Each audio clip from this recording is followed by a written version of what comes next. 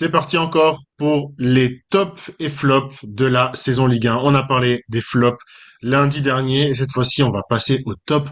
On va finir avec le positif pour enfin finir et clore ce beau chapitre 2023-2024 de la Ligue 1, la Ligue des talents. Je suis encore avec mon ami Arthur d'Hexagol. J'espère que tout va bien encore pour toi jusqu'ici. Salut à toutes et tous. Salut Nathan. Merci encore pour la deuxième invitation. Oui, ça fait toujours plaisir. Et puis, on est ravis de cette fois-ci basculer dans les tops. Exactement, exactement. Avant de commencer, bien sûr, n'hésitez pas à vous abonner à Hexagol sur toutes les plateformes. Est-ce que tu peux rappeler juste les plateformes avant qu'on commence là? Bien sûr, bon, on est dispo partout. Déjà, on fait la promo sur Twitter, sur nos Twitter personnels. Et ensuite, on est dispo sur Spotify, sur Patreon, sur Deezer, sur Amazon. Ouais, on est dispo un peu partout. Et puis, si vous avez une autre plateforme que vous aimeriez et qu'on n'a pas encore abordée, on la mettra aussi. Donc, voilà, on est très disponible là-dessus. Si on peut partager un peu notre passion et notre envie de faire connaître le football français, parce que c'est un merveilleux football, eh ben, on le fera avec plaisir. Donc, n'hésitez pas à nous contacter aussi, nous faire des retours. Exactement. Polyvalent, volontaire et à l'écoute. On dirait Warren Zaïre-Emery. Je n'arrive même pas à dire son nom. Voilà, peut-être qu'il sera un des joueurs top hein, d'Arthur ou du mien, on sait pas, on verra. On va garder ce qui est sûr, en tout cas les mêmes principes. On va parler d'un joueur, d'un club et d'un point divers de la saison qui vient de se clore. Je vais d'abord te laisser commencer du coup avec le club que tu as aimé, que t'as apprécié durant cette saison. Ce serait quoi? Ce serait lequel? Moi, c'est un top parce que il me semble qu'on aura un top qui est assez unanime et que je te laisserai évoquer plus tard. Moi, c'est un top un peu plus nuancé, qui était surtout un top en début de saison. C'était Nice, avec qu'on a parlé souvent dans les flops aussi dans le premier épisode que vous avez vu, que je vous invite à aller regarder. C'est Nice parce qu'il y a eu une mentalité défensive qui je trouvais très intéressante en début de saison, avec une grosse défense d'entrée qu'on a vu. On a vu aussi que forcément l'attaque de l'autre côté était un peu difficile, d'où le flop, par exemple, Tarek Mofi. Ça reposait beaucoup sur Boga et sur Laborde. Et quand il y a eu la CAN, par exemple, qui a laissé partir Boga, bah, c'était très, très, très compliqué. Mais voilà, il n'y avait pas de jeu placé, ou peu, mais de la contre-attaque, avec des flèches, du coup, comme on disait, sur les côtés. Même Gaëtan Laborde en pointe, bah, ça galope assez vite quand même, hein, pour un attaquant de pointe. Et ce que j'ai envie de noter surtout, c'est la série de 13 matchs sans défaite en début de saison.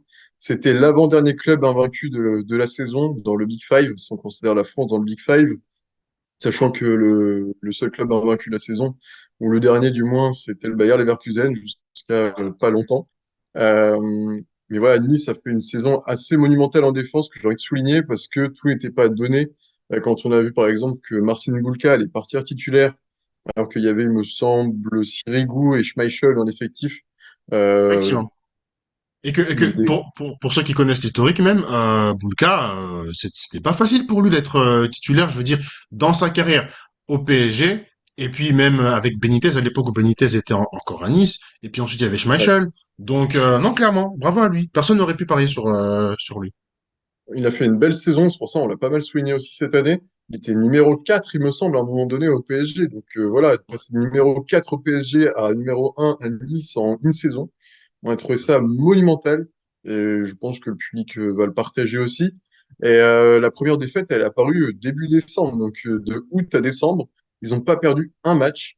Bon, certes, c'était pas que des victoires, il faut l'avouer, il y a eu quand même beaucoup de matchs nuls, des 0-0 un peu ennuyeux à l'heure de la sieste, donc c'était assez profitable pour se régénérer avant le match du soir. Mais voilà, jusque cette défaite-là, donc c'était, il me semble, le 2 ou 3 décembre, il n'y a eu que 4 buts encaissés. Donc forcément, les pointes offensives comme Boga, comme Laborde, bah, pouvaient complètement transpercer parce que les relances, par exemple, d'un joueur comme Melvin Barr, que j'ai absolument apprécié cette saison, pareil auquel Lyon ne croyait plus forcément. C'est un joueur qui, voilà, maintenant est, je trouve, très étincelant. Et Dante, du haut de ses 43, 40. 65 ans, on ne sait plus. Euh, voilà, il a été toujours aussi performant à côté de Todibo, qui a été un peu plus en demi-teinte à un moment donné, surtout sur la fin de saison un petit peu quand même. Mais à un moment donné, la paire Dante et Todibo, on se demandait où est-ce qu'ils allaient les emmener, parce qu'ils étaient champions d'automne à Oui. Nice. Donc voilà, après ça, il y a eu quand même, ça s'est gâté un petit peu après ce titre de champion d'automne, euh, avec une défaite, il me semble, c'était 3-1 contre le Havre, qui était tout juste promu. Sur un match, ils ont pris 3 buts. Jusque-là, ils en avaient pris 4 ou 5. Donc forcément, la pilule a été un peu difficile, mais on va essayer de retenir que le meilleur, et notamment ce match contre le PSG au Parc. La première défaite du PSG en plus face à Nice, en plus c'était à domicile. Un excellent match à ce moment-là de Nice avec un management assez brillant de Farioli, voilà, bon, certes il s'est assez peu remis en question sur le long de la saison. Il a toujours compté un peu sur les mêmes joueurs. C'est dommage, parce il était vraiment de la course de l'année à un moment donné, de coach de l'année, pardon, pendant un long moment avec Eric Roy. Donc, c'est dommage. Je suis assez d'accord. Et voilà, il est parti sur des bases où il y avait à peu près 12 ou 13 joueurs dans la rotation. Et sur la fin, voilà, ça s'est continué, ça s'est un peu fatigué aussi. Et quand est arrivé la CAN, où forcément c'est un bel effectif de côté de Nice, il y a eu certains joueurs qui sont partis. La belle saison aussi en sentinelle de Ndiaye Chimier. Il me semble que le joueur du Burundi, je suis pas sûr, mais je crois qu'il est du Burundi. Et joueur monumental pour le coup, Ndiaye Effectivement. Chimier. C'est une forteresse à son poste. Je Quand pense tu, que tu c'est veux un gratteur de ballon, tu prends un Ndachimi, bien sûr. c'est monumental. J'ai vraiment apprécié sa saison. C'est pas le joueur le plus flamboyant, le plus clinquant, le plus facile à prononcer aussi pour certains observateurs. Mais moi, j'ai vraiment apprécié. J'ai énormément de respect pour ce joueur qui est, je trouve, voilà, c'est un guerrier, un battant. C'est un peu à l'image du football que Farioli voulait instaurer en défense. Très, très solide. Maintenant, à voir, il y a quand même pas mal d'axes de progression. Et c'est pour ça que ça reste en top selon moi. C'est qu'il y a quand même, on voit que les axes de progression sont assez flagrants. Ça reste l'attaque. Ils se sont positionnés, par exemple, sur Mikotadze, sur certains attaquants de pointe pour venir garnir ou étoffer leur secteur offensif. Donc, parce que là, la défense, voilà, on faut commencer à bâtir du plus bas, donc c'est-à-dire la défense alliée.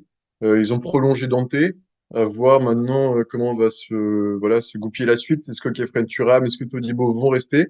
C'est une période de transition en plus, puisque Farioli est parti du côté de l'Ajax Amsterdam. C'était difficile de le retenir. À voir si, par exemple, un Favre va revenir, un Digard. Il n'y a pas encore trop de prospection. Peut-être que Genesio va venir. Est-ce qu'il va nous faire une PEP Genesio, comme du côté de Lyon à un moment donné? On l'espère en tout cas. Mais voilà, Nice, pour moi, c'est reste une bonne satisfaction de la saison. Je sais pas ce que tu en penses, mais pour moi, ils ont fait quand même ce qu'il fallait pour réduire, par exemple, ils ont même étouffé, j'ai envie de dire, le PSG. Voilà, ils ont réduit totalement les espaces pour Mbappé, pour Dembélé à ce moment-là aussi. Voilà, ils ont des capacités énormes. Sûr. Et ça aurait même pu être la seule et unique défaite de la saison du PSG, qui a fini avec deux défaites, mais la deuxième c'était à Toulouse où tout était déjà joué Ah d'avance. oui, Donc non, non, bien sûr, ce que Nice a fait à ce moment-là de la saison, personne n'aurait pu le voir venir, même si Nice bien sûr était déjà déjà sur les chapeaux de roue. Mais mm. non, non, moi, ce qui m'a surtout surpris, c'est cet aspect défensif. Intraitable, vraiment Ah oui, intraitable oui. de la part de Nice. Et ça a démarré, bien sûr, avec le gardien qui, je pense, je vais regarder quelques stats il y a pas longtemps. Bulka était le gardien qui avait arrêté le plus de pénaux. Bon, à un moment donné, ça Oui, peut jouer quand le score est à un but près, parce que c'est pas comme si Nice mettait carton sur carton. Généralement, c'était des scores assez resserrés, mais c'est juste que tu peux pas marquer contre eux, mais eux ils peuvent en mettre un ou deux généralement. Et puis oui, bien sûr. Farioli, pour moi, son management était vraiment j'étais très attiré par son management très défensif. J'aime beaucoup les systèmes défensifs et du coup, si je devais faire un parallèle avec la NBA, pour moi, il me faisait penser à Tom Thibodeau, dans le sens où ah oui, tu gardes la même rotation tout le temps, tu les fatigues mais tu les fais jouer et donc à un moment donné, si t'as un absent, c'est là que ça devient très très compliqué. Donc du coup, la canne. Mais sinon, au niveau défensif, niveau QI défensif, il a fait évoluer des joueurs. Peut-être que c'est, étant donné que défendre tant au basket comme au foot, ça fatigue. C'est pour ça que des gens comme Kylian n'aiment pas défendre. Peut-être que c'est pour ça que l'entrejeu, je pense du coup à Kefren Turam, avait un peu du mal après à être lucide au moment d'animer offensivement. Donc, ça peut aussi le payer. Après, les grands joueurs, j'ai envie de dire, savent faire pratiquement ce genre de choses. Quand tu regardes, même en Ligue 1, Youssouf Fofana, pour moi, qui savait être un box-to-box incroyable, tout comme Pierre Lesmelou même, qui a démarré en 6 et puis qui, des fois, t'avais l'impression qu'il joue en 10. C'est parce que ben, c'est du haut niveau, c'est ça. Bon, après, c'est sur une saison, Lesmelou, donc à voir, mais voilà. Sinon, bravo à Nice sur cette partie de saison. Après, ça s'est un peu gâté.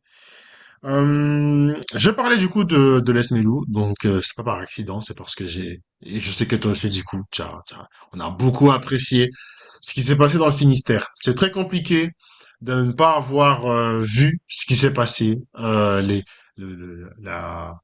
l'histoire un peu romantique, ce football un peu romantique qui est revenu un peu au goût du jour, ce Leicester qui n'a pas abouti à la même finalité que Leicester. Mais au final, au milieu des tiki-taka, au milieu des jeunes pressing, au milieu comment il s'appelle, Der Zerbi Ball, en fait, il y avait le football direct. Et des fois, le football direct, ça fonctionne aussi. Mais ça ne s'est pas arrêté à ça. Il y avait aussi le management d'Éric Roy. Très humain.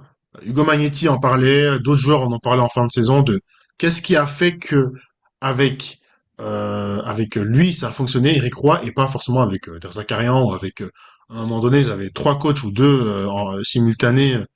Donc voilà. Et Magnetti disait que c'était juste le côté humain et la confiance que parvenait à infuser le coach à tous les joueurs. Del Castillo, on connaît le joueur, on sait qu'il est bon. Mais là, on a vu à quel point il pouvait être excellent quand il est libéré. Lesmelou, moi, j'avais pas vu ça, j'avais pas vu venir. Honnêtement, j'avais pas du tout vu venir. Bizot non plus. Mais au final, c'est des joueurs qui, on verra si c'est du Montpellier, de l'Acabie, du même Acabie que Montpellier 2012, 2000, 2011, 2012. 2012-2013, ouais. Ouais, voilà. En tout cas, un truc comme ça. On verra. On sait pas si c'est un one and done, comme on dit. On verra. Mais juste le fait de l'avoir fait, bah bravo, en fait, avec la manière, avec les émotions. Je pense que à part les autres Bretons, Rennes, etc., il y avait personne qui était vraiment contre la réussite de Brest. Et c'est normal, c'est parce qu'il mélangeait tout. Même un Lala, un Kenny Lala a pu être ressuscité sans être un joueur, comment dire, le joueur d'avant, mais au moins il a pu jouer dans un collectif. C'est ça, moi, que j'ai apprécié, c'est le collectif, c'est la réussite et le triomphe du collectif à Brest. Alors ça a été chaud pour garder le podium dans les dernières journées. C'est là qu'on voit les équipes qui sont formées pour ça, pour le titre ou pour l'Europe. C'est là qu'on voit les équipes qui sont calibrées pour. Brest, c'était un peu compliqué. C'est pour ça que on va voir les mercatos parce que la Ligue des Champions, ça va pas rigoler. Mais bravo, simplement. Je m'arrête là pour te laisser aussi. Je sais pas si t'as quelque chose à dire par rapport à Brest parce que c'est énorme. Mais je suis d'accord avec toi, il y a une notion justement que tu as un peu soulevée, c'est la notion de confiance que Eric Roy a instaurée dans son effectif et qu'on a retrouvé vraiment tout au long de la saison. À un moment donné, il a été confronté à des blessures, notamment de certains des attaquants de devant. Et en fait, il a fait rentrer Steve Mounier dans la rotation sans souci. Première titularisation, directement, il marque. Pereira Lage, pareil, qui est un bon joueur, qui me semble qu'il avait déjà brillé du côté de d'Angers auparavant. Là, pareil, il était dans la confiance, il a marqué plusieurs fois, délivré plusieurs passes D. Donc en fait, tous les joueurs étaient impliqués et comptaient vraiment aux yeux d'Éric Roy. Et ça s'est encore montré sur la fin de saison, avec un finish en beauté où ils ont pu retrouver leur troisième place après l'avoir perdu au profit du LOSC l'avant-dernière. Il me semble que oui, c'est Jordan Amavi qui marque le deuxième but de Brest. Alors qu'il Alors on jouait se même demande pas. voilà, on se demande d'où il vient. En plus, c'est un coup franc qui est assez magnifique quand même, il faut l'avouer. Et en fait, voilà, la confiance fait des merveilles. Un joueur qui était perdu du côté de Marseille, où voilà, il comptait plus vraiment dans les plans ni rien. Et là, en fait, on le voit, voilà, totalement presque épanoui, alors qu'il va pas forcément rester, il va pas forcément rester du côté de Brest. Il va retrouver la commanderie d'ici 2 semaines. Ça va faire drôle. Il va retrouver le climat méditerranéen, mais il va pas forcément retrouver le temps de jeu qu'il pouvait avoir et la confiance aussi aux yeux du coach. Et je pense que ça fait des merveilles, justement. Euh, ils Coach ont déjà. ils ont peut-être un peu, oui, c'est vrai. Ils ont peut-être un peu, peut-être presque surnagé par rapport à leur potentiel. Ils ont peut-être surperformé par rapport à ce qu'ils étaient capables et ce qu'ils pensaient être capables. Honnêtement, on les imaginait pas aussi hauts, voire pas du tout. J'étais assez pessimiste quand j'ai vu que, par exemple, Franck Honora était parti, l'attaquant qui est maintenant du côté de Mönchengladbach en Bundesliga. On se demandait si, voilà, perdre une telle expérience dans la personne de Honora allait vraiment les plomber. On se demandait s'ils allaient jouer le maintien. Et voilà, Eric Roy a fait des merveilles. Il avait rigolé, il me semble, oui, c'était fin août, en disant oui, on joue clairement la Coupe d'Europe, en ironisant complètement une question d'un journaliste. Bah, au final, il s'est pas trompé. Ah ben voilà. Ouais. Ça c'est le devin éricois. Bravo à lui. Mais ouais, chapeau à lui. Et donc, du coup, bah, trophée de coach de l'année. Mérité, monsieur Éricois. Bravo pour votre travail. On passe aux joueurs? Allez, je commence ou tu veux Allez, démarrer? vas-y. À toi l'honneur. Ouais, j'ai envie de parler d'une paire du côté du LOSC, c'est le côté droit donc de l'île. C'est le Kosovar Edon Zegrova et le Brésilien lusitanien Thiago Santos. Voilà les deux joueurs qui occupaient donc le couloir droit et qui animaient même le couloir droit du LOSC cette saison. Je les ai trouvés vraiment très complémentaires et eux aussi très très très monumentaux, monstrueux dans tout ce qu'ils ont pu faire.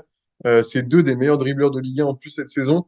Thiago Santos d'abord sur la base arrière, donc latéral droit. Il arrivait tout juste du Portugal, donc on craignait qu'il ait besoin lui aussi d'une période d'adaptation. C'est pas le cas pour tous les joueurs visiblement. Je l'ai trouvé, c'était un dragster monumental. Il partait à une vitesse, on le voyait à peine partir. Il était déjà de l'autre bout du terrain. C'était assez terrifiant de voir ses percées. Il a peur de rien. Il a effacé 100 joueurs sur la totalité de la saison avec un taux de réussite à peu près de 60%, il me semble. Et bah, c'est le sixième meilleur dribbleur du championnat. C'est effrayant de se dire du coup que c'est vraiment sa saison d'adaptation parce qu'à ce rythme-là, l'année prochaine, il s'arrête C'est où? On ça. sait pas. Et puis, je crois c'est le joueur qui a provoqué le plus de fautes avec 87, je crois. C'est possible, ouais, mais c'est un joueur vraiment que j'ai adoré. Il a même marqué, il me semble, des buts vraiment très très bons, hein. Il a un bon pied.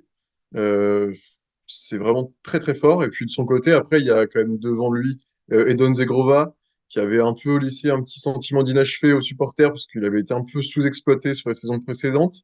Là, on l'a trouvé un peu, j'ai trouvé personnellement un peu sous-exploité à certains moments, mais il a quand même montré encore plus de choses et qu'il est tellement bourré de talent que bah, il est apparu à côté de Mbappé dans les trophées UNFP pour le titre de meilleur joueur qu'il n'a pas obtenu forcément parce que le monopole Mbappé a encore fonctionné assez logiquement, j'ai envie de dire, pour sa dernière.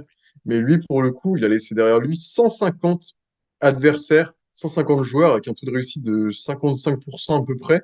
Donc c'est le meilleur dribbleur du championnat, vraiment, et d'assez loin en fait devant. Alors qu'il a pas eu un temps de jeu absolument monumental justement. Il a fait beaucoup d'entrées, beaucoup de justement de seulement de première mi-temps, etc. Parce que le jeu du LOSC était fait de déséquilibre aussi et de faire déjouer son adversaire avec des changements de rythme assez rapides et totalement inattendus. Euh, Ce que j'ai envie de dire aussi, c'est qu'il a aussi gardé à tête froide vis-à-vis justement du management de Fonseca, qu'il faisait parfois rentrer, il me semble, c'était lors des derniers matchs. Fonseca l'a fait rentrer parce qu'il y a eu un blessé autour de la 20e minute. Il est ressorti à 70e après avoir marqué. On s'est demandé pourquoi en fait il l'avait fait sortir. Mais malgré ça, il s'est pas trop plaint. En tout cas, c'est pas remonté jusqu'à nos yeux, nos oreilles. Donc c'est des joueurs assez exemplaires. Thiago Santos, certains l'imaginent déjà par exemple du côté du PSG ou de l'AC Milan. C'est peut-être un peu trop tôt, c'est un peu comme Euro, il faut pas non plus qu'ils partent trop vite non plus ou trop haut, trop vite. Mais c'est des joueurs qui sont très très forts et Donzegrova, moi je le vois bien en première ligue assez rapidement ou en Bundesliga où il pourrait faire vraiment de gros gros problèmes aux défenses. Des joueurs que j'ai vraiment appréciés tout au long de la saison. Étant à Lille, j'ai pu quelques fois aller à Decathlon Arena et les voir en vrai. Et Don Zegrova, en vrai, c'est encore plus impressionnant qu'à la télé. Je vous invite vraiment à le voir si vous pouvez sur les terrains. C'est impressionnant la vitesse à laquelle il se déplace, son tout petit corps. En plus, c'est un tout petit gabarit. Et c'est vraiment impressionnant. Justement, la petite question. La charnière, qu'est-ce que tu préfères cette saison? Qu'as-tu préféré entre le côté droit, le flanc droit parisien, Hakimi Dembélé, et le flanc droit, Zegrova Thiago Santos, sur cette saison, en Ligue 1? En Ligue 1.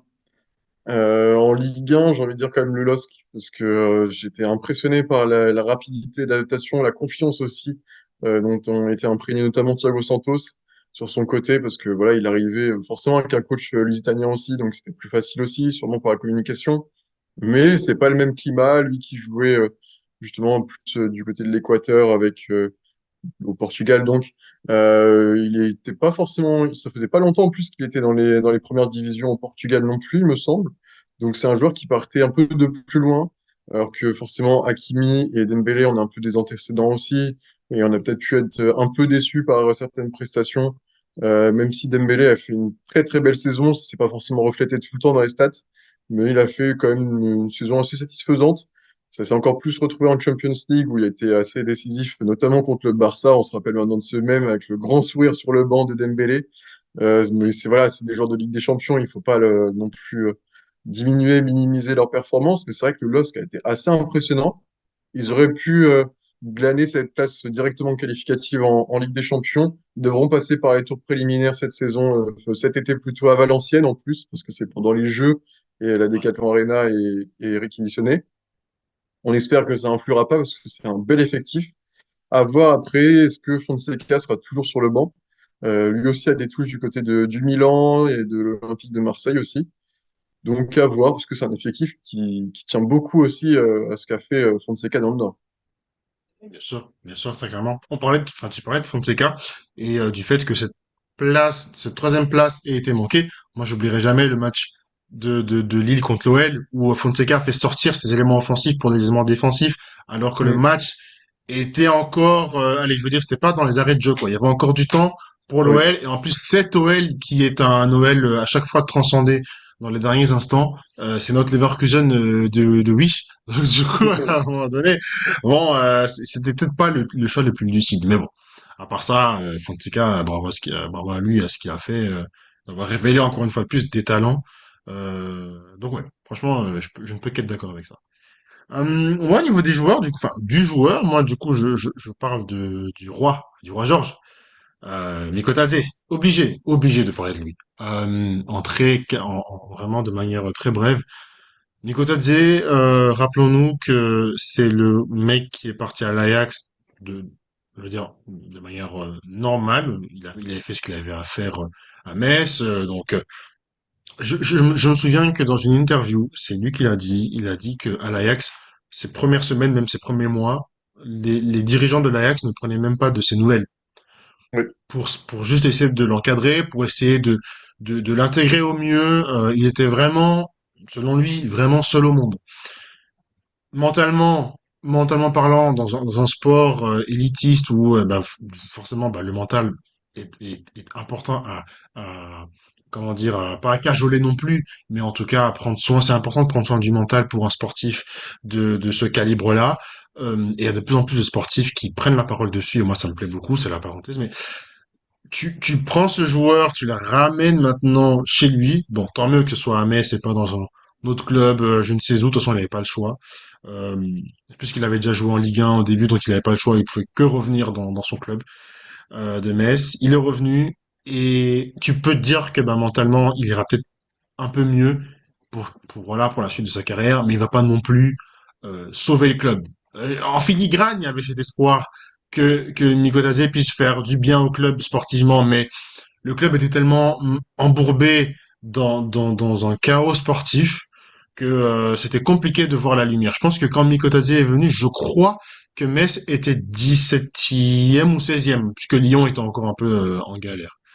Mais vraiment, c'était très compliqué. Et puis à un moment donné, il y a eu la lumière de Géorgie, la lumière de Tbilissi. Bon, c'est la seule ville que je connais. Je sais même pas s'il vient de là, le mec. Mais, mais à un moment donné, il faut mettre du respect sur ce qu'il a fait. Il a porté le club. En fait, j'essaie de réfléchir en me disant, mais dans toute la saison de Ligue 1 cette année, quel est le joueur qui a autant porté le club sur ses épaules? Pour moi, il y en a. Je veux dire, je respecte beaucoup Aubameyang pour ce qu'il a fait parce que sans lui, on est quand même dans un monde où le deuxième meilleur buteur de l'OM cette saison, c'est Chancel Mbemba. Chancel ouais, Mbemba a mis 5 buts et après au-dessus de lui, c'est Oba qui en a mis 30. Bon, du coup, c'est un peu tout réuni, mais toute compète confondue, mais ça ne peut que refléter l'importance d'Oba. On peut parler de la casette aussi. Mais le truc, c'est que Mikotadze, à ses côtés, avait un matériel beaucoup plus affaibli, beaucoup moins, beaucoup moins qualitatif, faut dire ce qui est. Autour de lui, les joueurs, c'était pas ça. Il y avait une pauvreté tactique de la part de Bologna, qui pourtant a coaché mon club de cœur. Moi, je suis belge, j'habite à Liège. Et il a entraîné, pardon, à Liège. Il nous a permis d'avoir un titre attendu depuis tellement de temps. Et on sait à quel point il peut être paternel, etc. Enfin, c'est un magnifique coach humain. Mais maintenant, peut-être qu'au niveau tactique, il est dépassé. En tout cas, là, il a vraiment été dépassé. Mais malgré tout, Nico Tadze, alors ça s'est joué, on l'a dit dans la vidéo précédente, à un but au final. Mais si ça s'est joué à un but, je suis désolé, mais la cause numéro une, c'est Mikotadze. Parce que les 11, 12 buts, je pense qu'il a mis, c'est ce but, un but de Mikotadze vaut un hat-trick je sais pas moi, de Kylian peut-être. Pour Mhm. dire, en Ligue 1 bien sûr. C'était trop important, le moindre but de Mikotadze était important. La moindre prestation, parce que c'est pas que des buts, c'est aussi une vraie participation dans le jeu. Il me faisait des fois penser à Ben Yedder, où s'il faut reculer, et aussi à la Lacazette à moindre mesure, ou s'il faut reculer dans le jeu pour participer dans le jeu, et puis relancer un Lamkelze, un Van der Kerkhoff ou je ne sais qui, c'est pas des grands joueurs, mais tu les fais jouer, tu leur permets d'être dans des meilleurs spots, et ensuite après, ben, peut-être te resservir ensuite pour marquer. Donc, je trouve que Nico Tadze, c'est un grand joueur. J'espère vraiment, ben, qui partira, bon, ça c'est sûr, mais qui ne retournera pas à l'Ajax pour de bon, parce que moi, en tant que Belge, du coup, on est très collé au championnat hollandais et on voit ce que l'Ajax est en train de devenir. À mon avis, ils auront besoin d'une autre saison de transition pour redevenir l'Ajax qu'on connaît. Après, on n'est pas des devins, mais je verrais vraiment bien juste Mikotadze, juste viens performer en France, s'il te plaît, Mikotadze. Franchement, viens juste performer en France. Il y a des clubs qui sont là pour toi. Il y a Nice, il y a Monaco, peut-être qu'il y a Lyon. JB avec qui on fait l'émission du coup, il aimerait bien voir son petit, enfin le petit Mikotadze revenir, enfin venir dans son Lyon. Donc voilà, moi c'est mon coup de cœur de la saison. Ah non, mais je peux que le partager. C'est vrai que Lyon, ça paraît très logique au vu de ses origines, puisqu'il me semble qu'il est né dans la banlieue lyonnaise, Georges Mikotadze. Donc voilà, ce serait le retour à la maison, ce serait beau. Surtout après avoir accompli tout ce qu'il a accompli du côté de Metz. L'accomplissement total, ce serait vraiment qu'il parvienne à maintenir le club, parce que ce sera un club qui va passer par les barrages. Ça va jouer, c'est entre Rodez et Donc Saint-Étienne, il me semble. ouais, exactement, oui. Ouais. Je sais plus quand est-ce que ça va se jouer, mais voilà, l'accomplissement total serait vraiment qu'ils maintiennent les Grenades dans le plus haut niveau français en fait. Et forcément, il n'a pas le matériel à côté de lui pour être totalement brillant. Ça repose beaucoup sur lui. Il me semble qu'il a marqué 8 ou 9 des 10 ou 11 derniers buts de C'est Metz. possible. Donc, c'est le monopole Nico Tadze en pointe, c'était effrayant. D'ailleurs, le premier but qui ne venait pas de lui sur les derniers matchs, c'était lui qui justement servait la passe D pour un coéquipier. Donc vraiment, il était partout. Il a vraiment un bon registre. Après, maintenant, avec le changement de coach du côté de l'Ajax, est-ce que Farioli va compter sur lui, par exemple? Parce que c'est un profil sur lequel pourrait reposer le jeu de Farioli avec des attaques rapides et un attaquant de pointe qui pourrait lancer des flèches sur les côtés. Il y a le paramètre aussi de Nice, qu'on évoquait pas mal aussi. Monaco, apparemment, il est assez convaincu et conquis par le projet de Monaco. Il y a Rennes qui est aussi dans la danse. Donc, à voir qui fera la meilleure propale aussi, parce que je pense que ça va jouer au niveau financier à un moment donné, parce que là, il est dans les mains des cadors hein, à ce moment-là. On rappelle qu'il est parti pour 20 millions. Et il me semble que Metz a une option d'achat à 10 ou 15 millions. Donc, c'est une opération financière. Il est revenu 6 mois plus tard. Je pense que le manager général du FC Metz a de l'or entre les mains. Il Ah, a ça c'est gagné sûr. 5 millions sur 6 mois. Donc, c'est assez effrayant. Il a marqué 13 buts en 20 matchs. C'est plus que Gaëtan Laborde, c'est plus que Accor Adam, c'est plus que voilà, de nombreux joueurs qu'on a cités. Et que, il me semble que Wally aussi en a marqué moins que ça. Ah, bien sûr. Balogun aussi, on a marqué moins que ça. Ben Yedder, bon, doit être un peu plus au-dessus quand même. Mais il est dans ces C'est rangs-là aussi, il est dans ce standing-là. Donc, c'est c'est des quand même joueurs qui avaient été très impressionnant. bien servis. Ils avaient tu parles d'Adams, il y avait Savanier, tu parles enfin, même à un moment donné, Ito marquait, Ito, bah, il avait Teddy Thomas. Je veux dire, il y avait à chaque fois des joueurs. Nico Tadze, il n'y avait pratiquement, et je dénigre aucun messin, mais il y avait personne. C'est un truc de fou. Donc ouais, non, je te rejoins. C'était moins fort, c'est vrai. Mais il n'y avait pas personne non plus. Il y avait quand même, par exemple, je pense à Lamine Camara, qui est un excellent joueur, milieu de terrain de Metz. Van der Kerkhoff, qui a fait une bonne saison aussi en soi. Il y a Collin aussi en défense, qui a fait une défense assez satisfaisante. Pas Oui, forcément Xbol. de. Voilà, c'est ça. Ils ont fait une bonne saison au global quand même, même si forcément c'est les joueurs moins forts que les autres effectifs. Oui. Il me semble que c'est un des seuls clubs qui est pas vraiment dans une grosse multipropriété, du moins. Donc c'est un club qui a des bases, j'ai envie de dire presque standards dans N'est le pas football, quoi. Strasbourg qui veut. Hein. N'est pas Strasbourg qui veut, c'est sûr. C'est sûr. Mais Donc voilà, c'est du Metz, boulot. c'est un club pour lequel il devait beaucoup et à qui il a beaucoup redonné. Voilà, c'était impressionnant. Il a marqué des doublés, des triplés. Voilà, il a été vraiment incisif quand il fallait pour sauver le club de la relégation directe, en tout cas. Ouais, exactement, exactement. Euh, Bravo, Nico Tadze. On va du coup passer à la dernière rubrique, les points un peu divers, un peu extra, dans les tops. Qu'est-ce que tu as? Qu'est-ce que tu as? Qu'est-ce que j'ai envie de souligner certains jeunes joueurs qui se sont pas mal mis en avant. Il y a aussi le coach, forcément, Pierre Sage, du côté de Lyon, qui a fait une reprise. On l'évoquait un peu plus tôt dans l'autre épisode. Voilà, le coaching de Pierre Sage, qui a été payant. Lui aussi, c'est un humain avant d'être un coach aussi. Il a une excellente relation avec ses joueurs et je pense que ça a aussi fait la différence. Montrer que ses joueurs comptaient pour lui et qu'il avait confiance en eux. Il a relevé la barre plutôt de Lyon, qui était, on le rappelle, 18e pendant un long moment, et qui se pointe maintenant du côté, il me semble qu'ils sont 7e ou 6e, Sixième. Sixième. 6e, donc une bonne saison pour Ils ont lui. été sixième pendant une minute, hein, dans toute la saison. Pendant une C'est minute, ça. de la 90e à la 91e. Mais c'est la bonne. Bah, il suffit de ça pour être. C'est important de soigner enfin, sa finition. C'est important. Mais voilà, il peut compter aussi forcément sur un attaquant de pointe qui a été très très bon et un très bon leader qu'on a vu aussi toucher quand la situation du club allait beaucoup moins bien. C'est Alexandre Lacazette, qui a serré les dents. Et on le rappelle, enfin, je me rappelle de certaines prises de parole en fin de match où il avait la gorge complètement détruite parce qu'il avait trop crié pendant tout le match. Il avait un peu les larmes aux yeux. Et forcément, quand tu vois que c'est un joueur international aussi, il faut le souligner, qui a une énorme expérience, qui a joué à Arsenal, qui a fait des Coupes d'Europe aussi. On le sentait vraiment touché, peiné par la situation du club, et lui aussi, un peu comme Mikotadze du côté de Metz, a pas surnagé, mais a vraiment exploité son potentiel au max. Il n'est pas loin des 20 buts cette saison. Excellente saison de Lacazette, alors qu'il n'a pas tout le temps été en confiance. Tolisso aussi un peu son pendant sur un cran derrière a aussi serré les dents. Il s'est même parfois montré en défense centrale quand les coachs le faisaient jouer en défense centrale. Il a rien dit. Il s'est plié un peu au truc. Il a aussi même fini des fois D'accord. sur le banc. Il a fini sur le banc alors que c'est un joueur avec une grosse réputation, un gros palmarès, etc. Et voilà, j'ai envie de dire un peu les piliers de Lyon. Ont répondu présent pour encadrer une jeunesse absolument flamboyante. Un joueur que tu as pu sûrement voir encore plus que moi, c'est Malik Fofana, quand il était en Belgique avant son transfert cet hiver plutôt. Et un joueur impressionnant. Il a à peine 20 ans. C'est impressionnant. Ah, bien sûr, bien sûr, bien sûr. Et moi, bah, du coup, je vais pas aller que dans ton sens. Moi, ça, en fait, mon point positif, c'était le coaching français en général. Mais Mm. j'ai trois coachs qui sortent du lot. Celui qui est le moins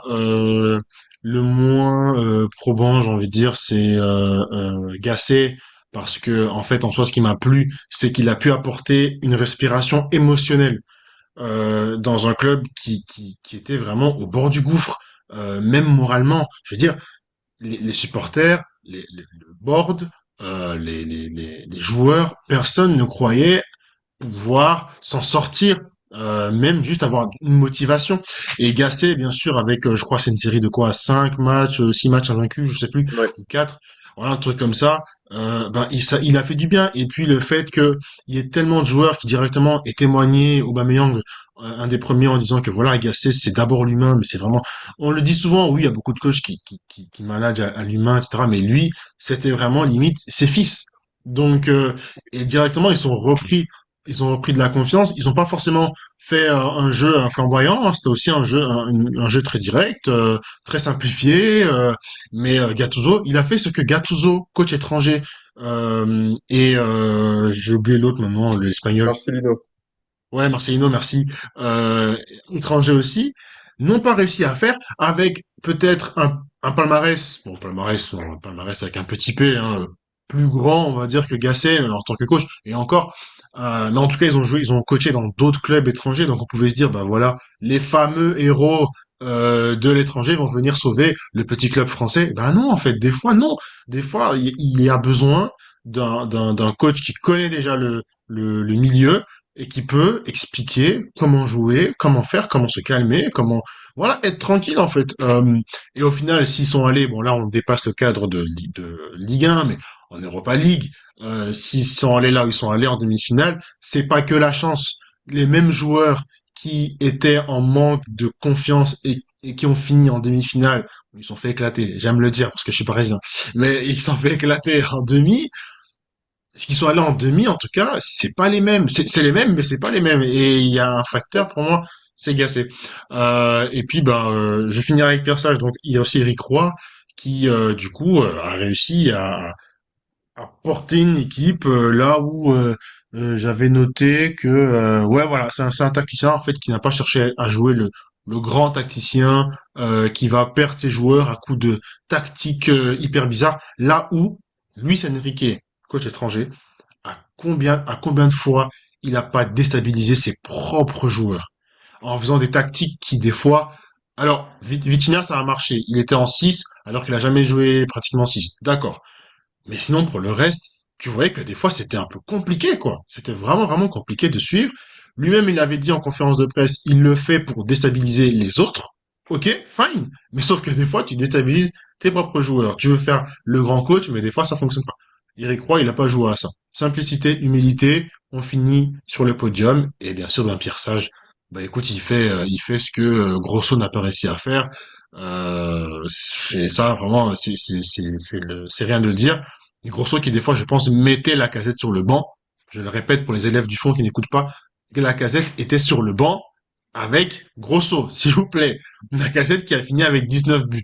Donc, non, je pense que Pierre Sage, enfin, le coaching français, je sais pas comment le qualifier. Est-ce que c'est un coaching humain? Est-ce que c'est un coaching, est-ce que c'est un truc managérial? Est-ce que je ne sais pas. Parce que tactiquement, sportivement, techniquement, il n'y a pas un truc qui m'a sauté aux yeux mais ça a marché. Oh, bravo. Je suis d'accord avec toi. Je pense que pour définir vraiment le coaching français qui a fonctionné cette saison, même du côté de Nantes, entre guillemets, sur la fin, parce que Comboré a encore réussi une mission de maintien qui était vraiment, c'était très compliqué, quoi, brûlant. J'ai envie de dire que c'est vraiment la base à chaque fois, et c'est presque la conclusion qu'il faut tirer du coaching français, c'est que déjà les coachs qui acceptent ces missions-là sont touchés par la situation du club, parce qu'ils connaissent l'histoire, ils savent voilà ce qu'il y a derrière. Voir que Marseille, par exemple, n'est pas européen, on a vu que Gasset était touché, mais avant ça, il a réussi à redresser la barre. Et en fait, à chaque fois, les coachs, ils ont eu confiance en leurs joueurs. Et je trouve que, voilà, par exemple, Iliman Ndiaye n'était plus du tout le même joueur depuis l'arrivée de Gasset. Il a fait directement, dès son premier match, je crois, il a marqué un but. Il a peut-être délivré d'ailleurs une passe D aussi. Il a Mhm. enchaîné les bons matchs, en fait, où il a marqué, Enchaîné. il me semble, pendant 2 ou 3 matchs consécutifs. Donc, on a vu, par exemple, pour le coup, Jean-Louis Gasset, qui a un palmarès notamment sur le continent africain, que les joueurs africains étaient très réceptifs et respectueux avec lui. Lui aussi était très respectueux. Il a pris les pincettes avec ceux qui étaient un peu en difficulté, en fragilité, comme justement Iliman Ndiaye. Ça a été la même chose pour Pierre Sage qui a relancé des blessés ou des personnes qui ont eu un déficit de confiance avec le passage de Fabio Grosso, dont on salue malgré tout quand même la faible aventure du côté de Lyon quand même. Mais la fin est quand même assez triste pour lui. Mais c'est vrai que le coaching français a porté ses fruits par la confiance qu'il y avait et le dialogue, à mon avis, qu'il y a eu avec les joueurs, qui sont peut-être plus faciles, puisque malgré tout, les joueurs français ou francophones restent majoritaires dans le championnat français. La Bien sûr. communication passe peut-être un peu mieux. Ça n'a rien de, voilà, c'est juste un constat. Mais c'est Mhm. vrai qu'après, il y a certains coachs comme Luis Enrique qui surfent sur des réputations que lui a acquis avec la Roja et avec le FC Barcelone, où il y avait un jeu hyper léché, très exigeant, avec des joueurs qui étaient quand même d'un standing impressionnant. Quant à Xavi et Iniesta sur le terrain, c'est quand même assez facilitant. Voilà, même. Mais voilà, forcément, ça porte pas forcément ses fruits quand c'est comme ça, parce que le matériel n'est pas le même. C'est de transposer ce qui a fonctionné dans leurs précédentes aventures sur un nouveau projet, un nouveau club. Ça fonctionne pas forcément, ça met du temps, du moins. Et ce qui fonctionne bien avec les Français, c'est vraiment les émotions, les sentiments qu'ils essayent de faire transparaître à leurs joueurs et ça les transcende.